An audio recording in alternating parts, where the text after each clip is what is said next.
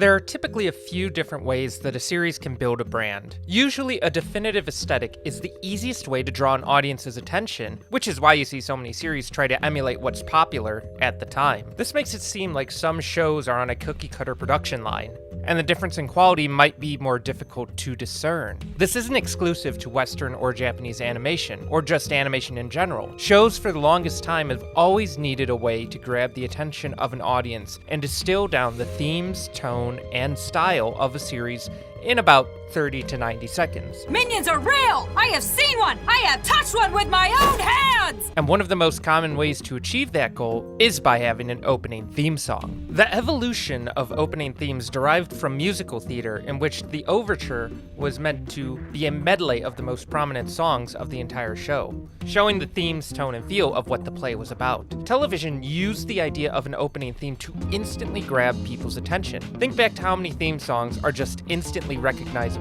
These will stick with an audience far longer than most specific dialogue from the shows they're even watching. Openings can be short, long, relevant or not, but typically they maintain one thing: consistency. It's fairly uncommon for an opening to a television show in the West to change, because that risks losing the factor of recognizability with the audience. This usually comes down from a corporate standard and not a lack of creativity. Most productions will use the same song, but may change scenes being shown between different seasons. Then enter Japanese anime, where openings can be as good, and in some cases better, than the show you're watching. Anime openings are one of the major draws to watching it in the first place, since they manage to suck you in with typically very upbeat and engaging themes. Anime, specifically from the shonen variety, tends to focus on maximizing the hype aspect of a production with the opening. Some shows that I grew up with on 4Kids, like Pokemon, Dragon Ball, and yes, even One Piece, attempted to capture that draw, energy, and appeal of the source while putting an Americanized spin on them, often changing the lyrics and meaning, while the music itself still fits the appeal of the 90s cartoons airing at the time.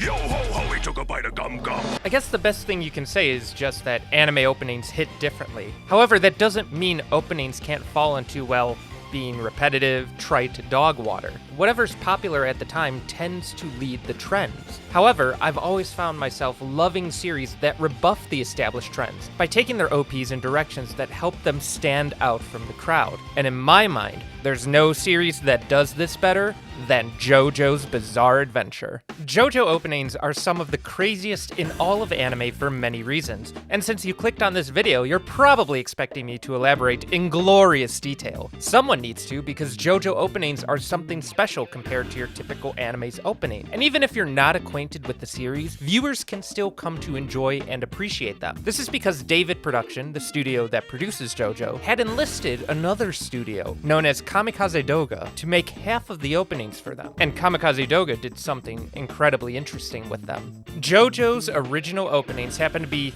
3D CGI. Oh, wait, it's actually good CG? Nani? Yes, it turns out a studio filled with dedicated 3D animators can actually create better CGI than the director of Golden Kamui. Who could have thought? But in all seriousness, the 3D JoJo openings are unlike anything around. See, the author of JoJo's, Hirohiko Araki, has a unique art style, to say the least. Some of these designs have had trouble being adapted into 2D before. However, to see these characters fully rendered with fluid movements is a joy beyond none other, a gold experience that is made in heaven. So let me briefly explain and go over what each part's openings accomplish. For simplicity's sake, I'll be analyzing in chronological order, and not the full songs, only what aired on television. Starting with part 1, Phantom Blood, Sono no Sadame comes out of the gate swinging with the best foot forward. This song was sung by the iconic Hirokai Tommy Tominaga. This opening really drives home the relationship between Jonathan Joestar and Dio Brando, especially with the title itself, Sono no Sadame, which translates into the fate of that blood. But the relationship is punctuated with lines like, twin stars streaking through the heavens stir the surface of light and darkness. Throbbing hearts burn as if aflame, the pulse which beats forth from their palms, the courage which runs through their veins. But besides the lyrical composition, each transition in this opening seamlessly flows from one scene to the next as the music builds to its crescendo. There are plenty of analysis videos that go over every little detail and reference in the series in the opening. I've even done some before myself. I don't really want to retread that ground with this video. I want to talk about the structure of these openings and how they say something profound. And that's what you get from the first moment when you open up the literal pages of time as they rewind through Jolene, Giorno, Josuke, Jotaro, and Joseph until Jonathan gives his moment to shine. And you see the real rivalry between this character and Dio grow and develop until this bombastic ending. And the ending itself, being the mask's burial at sea, makes this opening feel almost mythical, as if it was some sort of legend, while being a direct reference to the fate of the characters at the end of the park. Being the first opening, there's a lot of big and stilted animations here and there, but it's not too noticeable, so overall, it's a beautiful way to open up the series. Part 2, Battle Tendency, introduced a new opening, Bloody Stream, by the always entertaining Coda. This is where JoJo openings decide to take a bit more of a fabulous trend when it comes to how they establish themselves and what aesthetic limits they decide to push. Right from the first few seconds of this opening, a more confident, easygoing tone is established through Joseph doing his Chad stride onto the scene. And this is the perfect way to reflect the comedic nature of Part 2 when compared to Part 1. This opening goes wild with color contrast, and even the fluid movements are blended with 2D animation where it fits. And with it, you're introduced to so much more of the cast than the previous opening had.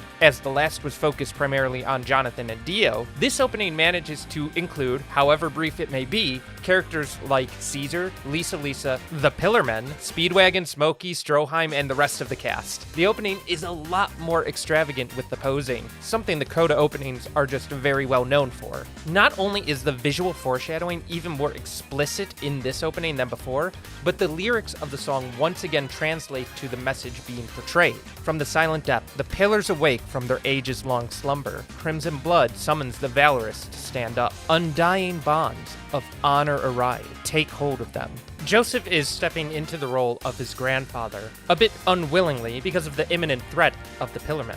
I really love the reference to Crimson Blood, the blood that awakens my masters, but also is the bloodline of the Joestars and the Zeppellis fighting the Stone Masks once again.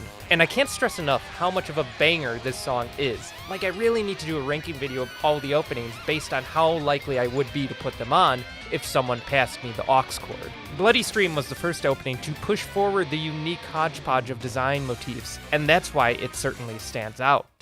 Speaking of standing, we're about to stand proud with the third opening from Part 3, Stardust Crusaders, with one of the most iconic characters from anime and manga, Jotaro Kujo. Performed by Jin Hashimoto, this opening wants to hype everyone up to the maximum, as this part was where JoJo's big break really came from. It's hard to understate how influential Stardust Crusaders was to the series, with not only the change in power system, but the longer narrative structure that really felt like you were on a journey with these characters. And this opening captures that perfectly. Before the lyrics even get started, you're reminded of the generational journey that led us to this point. Once again, this opening heavily leans into the posing and the references from the original source material by having Jotaro's signature point and the reveal of Star Platinum sync to the music. Stand Proud was really detailed in retelling the first half of Part 3 through its visuals, as it leads from each story beat to the next. There's a slow kind of walk as the characters are sizing up to face their foe until the beat drops and each of the Crusaders breaks out their stands, fighting in their own unique styles, as their enemies, the tarot cards, and sound effects fly across the screen.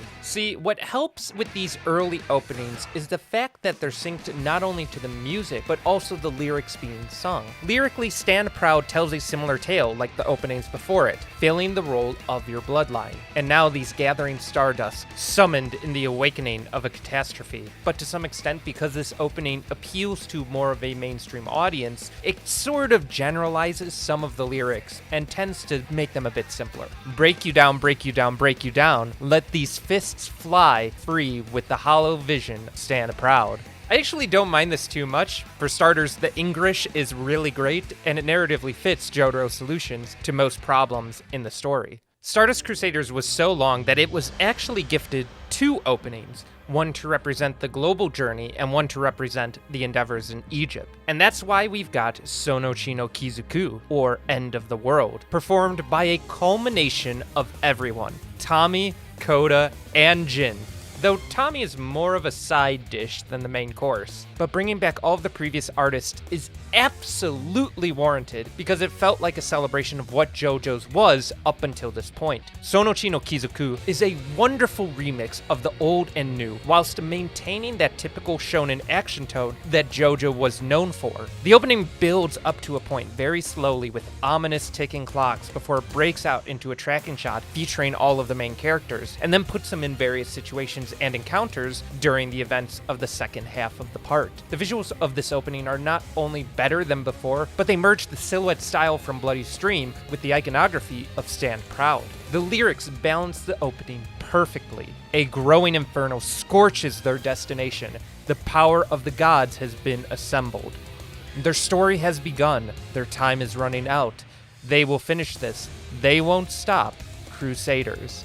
References to the events of the story are one thing, in making an opening stand out, but Sono Chino Kizuku does go beyond that. I haven't mentioned up until this point, but the standard finale of each part ends with a sound effects opening, where sound effects from the anime are inserted into the opening to match what's going on. Sound effect openings are just the pinnacle of what is enjoyable about listening to these songs. However, this opening not only does that, but goes above and beyond by inserting the antagonist Dio into scenes to show how he affected everything throughout this entire opening, which makes going back to the original opening just such a cool experience, so you can see where everything leads. But it doesn't stop there. Dio is such a menacing threat that he himself can even stop the opening at will. And I just gotta say, when I first saw this, I lost my mind. The amount of dedication that everyone put into this just blew me away. But here's where our story takes a little bit of a sad turn, as Kamikaze Douga had finally grown from their humble beginnings to become one of the few powerhouses of nearly entirely 3D modeled anime. So they went on to create a movie about Batman being a ninja, known as Samurai Superhero.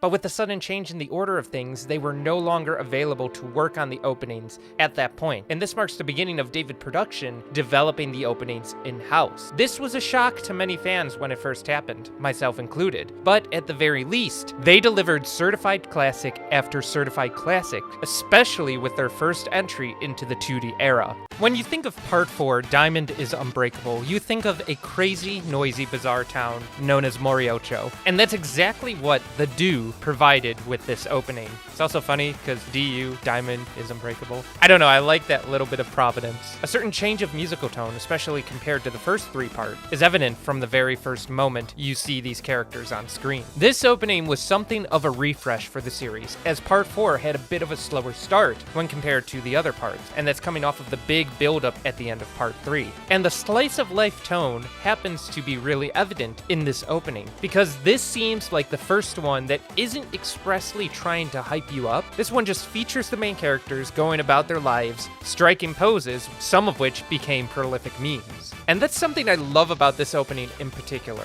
that it manages to evolve with the character as the story is going along. The groovy disco vibe that it gives is just asking you to lay back, chill out, and get accustomed to being a visitor in this town. And that's expressly clear through lyrics like this. There's no limit to each new encounter.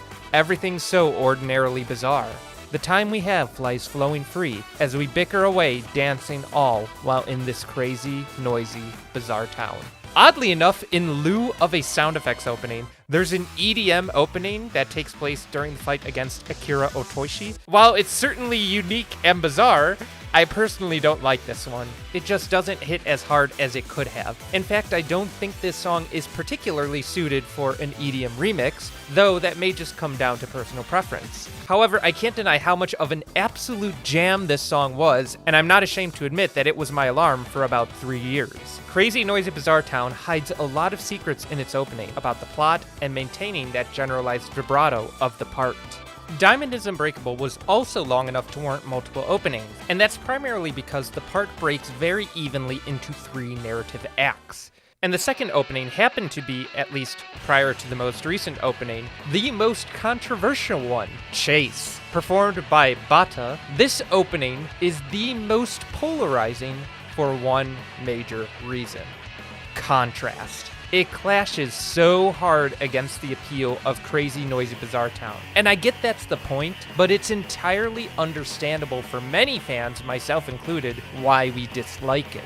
It takes a very metal approach to arguably the darkest act of Part 4, and that's when I realized its true purpose. Part 4 is telling a story through the opening, which is kind of just mind-blowing when you think about it. Chase is meant to be the darkest opening because, technically, in a 3-act narrative structure, the second act is always when the heroes are at their low point. While I think Chase audibly feels more like a Naruto opening, it visually still maintains the JoJo appeal. Chase is very edgy with its lyrics, and that comes as no surprise considering how it's being sung. My most precious thing seems about to be stolen by a demon that's burrowed into my everyday life, with the sharpness of piercing arrows.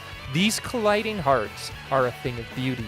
Chase can be both about Josuke chasing after Kira and Kira chasing after his next victim, which is really nice to see the duality really cleanly embraced. See, it seems like the hipster answer to call Chase your favorite opening, but it just proves the point that even the least JoJo opening can still be pretty good. Great Days is the final opening for Part 4, and it's another culmination of everything this part has been building up to.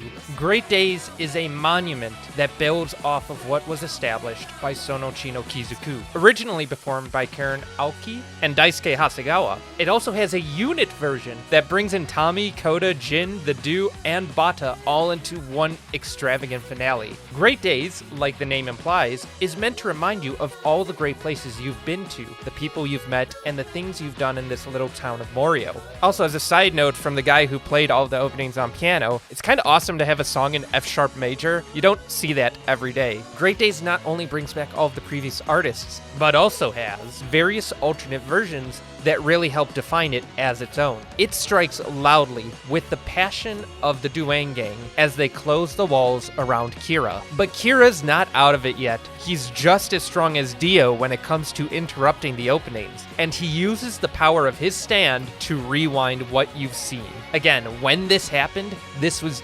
absolutely wild. Now the precedent has gone forward of the villains having to interrupt the opening near the end of the part. Lyrically, Great Days reminds you of the spirit of humanity that this town brings out. Let the voice of love take you higher. Wait this gathering power, go beyond even time. 1999, Bizarre Summer. This city threw on revolving courage, Great Days. Supplemented by the constant chanting of break down, break down. This pushes hard against the force of evil that has been plaguing the town. Part 4 showed that even with the 2D openings, David Pro's directors were competent enough to continue the spirit of what was originally established by Kamikaze Douga, while making them feel unique, even compared to your typical anime's opening. Golden Wind continued the trend of using 2D openings, but unlike before, Koda was brought back to announce Bloody Stream 2. Fan expectations were at an all-time high when this project called Fighting Gold was announced, but little was known about it until the actual release of Part 5. Having been an avid enjoyer of JoJo Fridays at the time, it was certainly not what I expected. Koda maintained a minor key, Bloody Stream being in C minor, while Fighting Gold was in D minor. However, these small changes make a huge difference in tone. C minor correlates to E flat major, and D minor correlates to F major. If you know a little bit about music theory, you might know where I'm going with this. Koda is really brilliant at taking these commonly understood to be bright and positive sounds and turning them into more dark and serious themes. But while Bloody Stream does have a lighthearted tone, visually and through its instrumentation, Fighting Gold is a little different. The immediate comparison is that of a Bond opening, and the visuals punctuate that feeling to the maximum. Fighting Gold is kind of like Stand Proud or Crazy Noisy Bizarre Town, in which its visuals are very generalized, however, I think even more so than those openings. But that isn't a bad thing. An opening can communicate each character's personality and ability given the position they are in, and somehow it manages to foreshadow a good chunk of the part. This is why Fighting Gold is just so different and so unique even when it comes to JoJo openings. It is not only a masterclass in visual silhouette storytelling, but it lyrically establishes the strongest motif in all of Part 5. It's as if you're being crushed by the heavy will of fate that holds your dreams in bondage. Fighting Gold. Only those who believe their own path will eventually shine until their lives burn out. The chains of fate binding these characters to their destiny is really something to appreciate in this opening, considering how Golden Wind is contextualized around fate as a narrative device. Of all the 2D openings, I was the most impressed in this one as an overall package. Since Part 5 narratively is split into 2 even halves, it would only make sense for a second opening to dawn our ears. Daisuke Hasegawa returns to bring us Regirimono no Requiem, or Traitors' Requiem. Not only is Requiem a fitting name, as the half of this part revolves around the pursuit of the Requiem arrow, but traditionally a Requiem derives from the Roman Catholic Church, as a mass to repose the souls of the dead. Composers have implemented this idea of respect for the dead and the coming to rest of those souls in music for centuries. Benjamin Britten's War Requiem stands out to me as one I saw performed live while I was at university. Requiems bring forth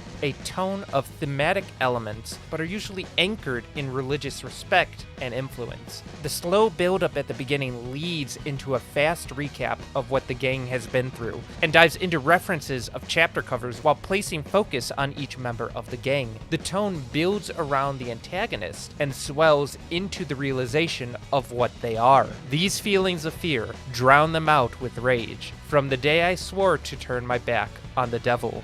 When your body perishes, does your prayer disappear as well? Hell no, it's the beginning of the Golden Wind.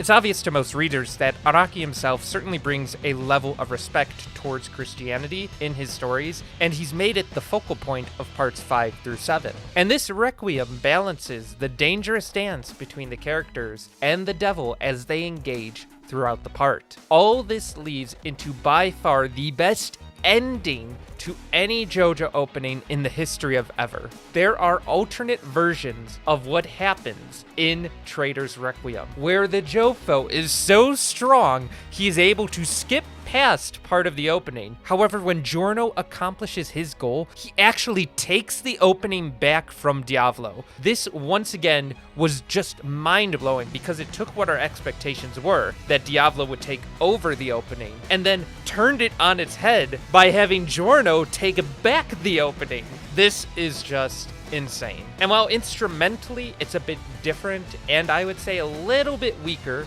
compared to your traditional anime opening, it just proves the point I've been making in this video so far. JoJo openings are not your traditional anime openings. They push the envelope on what you think could be possible in the medium of animation and rhythm. After going through each opening in extensive detail, I'm sure you can see now that these openings just don't feel like pop songs tagged onto the production. They have a genuine purpose relating to the story, characters, themes, and references. Stone Ocean saw the reintroduction of 3D openings now that Kamikaze Douga was finished with their other major projects, and I have a whole separate video delving into that opening that's linked in the top right-hand corner if you want to check that out. In some ways, this opening felt like a return to form, being technically brilliant in its animation. Now we get to the point of why I made this video in the first place. I've had many criticisms so far with how Netflix has been handling the release of JoJo's 6th part, Stone Ocean. And as egregious as the batch releases are, one of the casualties that no one expected would be the lack of a new opening for the second batch. Yes, Netflix and David Pro waiting 9 months between batches was not even enough time to give us a new opening. Oh wait, I'm sorry. We got a version 2 opening that changed 10 seconds of animation at the end. Don't get me wrong, I love the opening and I think it's a banger. 3D CGI work from Kamikaze Douga is amazing, and the musical prowess of Kishida Kyodan and the Akaboshi Rockets really outdid themselves. But prolonging the use of the first opening through the second batch really shows the cracks in not only how it was marketed to us, but also establishes a worrying precedent for Netflix release of the third batch coming this December. First off, I think we should start with the title of the opening itself. Stone Ocean's opening is titled Stone Ocean, which is also the same title as the first episode. At the very least, call it something else to differentiate it. Unless Netflix thinks the average binge watcher's IQ is so low that you can call the first episode, the opening, and the part the same thing without them questioning it. You could literally have called it something like Break Out, and that would have done wonders to not only give it more of an identity, but also keep in line with the goals of Jolene through the first 5 episodes. Like, at least when Golden Wind titled Giorno's theme Il Vento d'Oro, which literally means the Golden Wind, it had the decency to put it in Italian, bibbidi bobbidi. And that's not even the opening, it's just the theme from the OST. I've already talked about the importance of foreshadowing the themes and tone of the part through the opening's lyrics and visuals. While Stone Ocean certainly hits the bullseye on the visual storytelling, at least with regards to the first batch, the lyrical composition is to be desired. In previous openings, you had tales of brotherhood, the obsession of finding a murderer, and the willingness to step into the role that your destiny calls you to. The most important message from Stone Ocean's opening is, don't stop beating, don't stop beating, don't stop beating them up. Which, I mean, is totally fine if this was going to be the first opening in a trilogy of 3 that would encompass all of the feelings of Stone Ocean, kind of like what Part 4 did. But no, this is what we got. And probably the worst trend is that this opening makes it into the new batch with a version 2 instead of being an original opening. And I'm going to make a prediction that I pray isn't true, but knowing the show is airing on Netflix, I see this as entirely possible. Look at the difference between version 1 and version 2. In version 1, Jolene is taking a pose away from her father Jotaro and walking away on her own path. Through the events of the first batch, we end up with version 2. Jotaro is still in Jolene's mind as someone who rejects her and continues to face away. But having realized she doesn't want to go through the loss of losing him again, she walks toward him to give him an embrace, similar to this volume cover. They also added Savage Garden and the Raining Frogs from Weather Report. A nice reference to be sure, but now this whole scenario is making me very nervous for the worst timeline. What is the chance that for Batch 3's opening, we'll just get Stone Ocean again, but the last 10 seconds this time will be Jolene turning to face Jotaro, who is facing her back with pride and accomplishment? Something dumb like that. Now, a lot of fans are sanguine enough to give Netflix a chance, thinking that they're going to do something similar like Fighting Gold that aired for 22 episodes of Part 5. That is far too charitable of a view, in my opinion. Fighting Gold, as I mentioned before, was like Stand Proud, somewhat ambiguous enough that it could be used for long stretches of episodes without losing its meaning or form. Stone Ocean's opening Stone Ocean has overstayed its welcome, considering over 90% of the events in the opening don't occur in Batch 2. Furthermore, Golden Wind's narrative structure is like Stardust Crusaders, where the events are split into even halves, while Stone Ocean's narrative structure is like Diamond is Unbreakable, where the events are split into thirds. That was the whole reason they justified the batch release. It's entirely understandable why fans would be upset if there wasn't a new opening featured. But that's not even the worst part about it. At the end of the first batch, we had a sound effects opening. Sound effects openings up until this point were an indication that that would be the last time you heard that opening. So they literally put everything into it to go out with a bang. That happened to give fans a false expectation that a new opening was on the horizon. As I mentioned before, new openings give Stone Ocean the chance to build up hype, especially for a community that was starved for content, waiting such a long time to hear something new. We were not given that chance because Netflix interfered in some capacity with either budgetary or release restrictions. Think about it. Netflix's business model is consume product and get excited for next product. The option to skip intro on Netflix is something that's prolific. It's something I think is a terrible feature. Yes, you give the average binge watcher a faster viewing experience, but at what cost? Consider what's lost. What was taken from you. Netflix can probably see that a bunch of people are going to skip the opening to begin with, which is something that I never do when watching anime unless the opening is physically making my eardrums bleed. So, this company who's floundering about right now, cutting budgets here and there of most of the shows they're offering, if not outright canning them, probably restricted the amount of Dolans David Pro would get for their adaptation. Hence why we only got one variation on the original opening. There were 3 whole versions of Traitors Requiem. Time to make a new opening was never the issue, especially since Kamikaze Douga hasn't announced any new projects they're on. Now, from what I've seen of the second batch that I've been watching weekly, which you can too on my Discord server with me, I must admit that the quality of this batch is already looking much better than it was before. The 9-month release schedule certainly gave the production some time to polish the show. However, one of the most apparent budget cuts, or at least indications that the first batch was rushed, was the limited amount of tracks in the OST. This is being somewhat remedied by the second batch, but the OST budget, where the opening often reside, was likely one of the first things on the chopping block, since it effectively is just icing on the cake for any production. Like, even parts of the second batch just strike me as odd. The finale of Limp Bizkit, or Limp Bizkit's CNN Bias Analyzer, ended with a track from Stardust Crusaders. Why doesn't Hermes have her own theme yet? If she did, that would be the perfect place to put it. That might answer why we haven't seen the full OST release anywhere yet. Because if people realize how small it is, they might start asking some questions. Now, a new development that happened during the making of this video was that Netflix randomly announced that the third batch will be releasing December 1st, 2022, only 3 months apart and not 9 like they did between the first and second batch. This brings the whole release schedule of Stone Ocean to 1 year in total. It turns out, when you take a weekly series and spread it across 3 years of batch releases, that doesn't work. Who could have guessed? This actually lines up with the weekly airing, so I'll continue to enjoy my JoJo Fridays like normal. But did Netflix listen to us? No, I really don't think so. Something must have happened behind the scenes which caused Netflix to bend and announce this out of nowhere. That needs more investigation from my end. And while I'm glad it's coming sooner, I think it's too little too late if you wanted to save the hype. Shuckmeister is predicting no new opening. Considering I'm right 99.7% of the time, I hope this is one of the 0.3% where I'm not. It would be a real shame if that's the case. And while this whole video doesn't give anyone at Netflix or David Pro the time to consider why JoJo Openings matter, I hope it helps you all understand. All this to say that JoJo Openings are very, very important because they have defined this series to an extent most other adaptations don't get.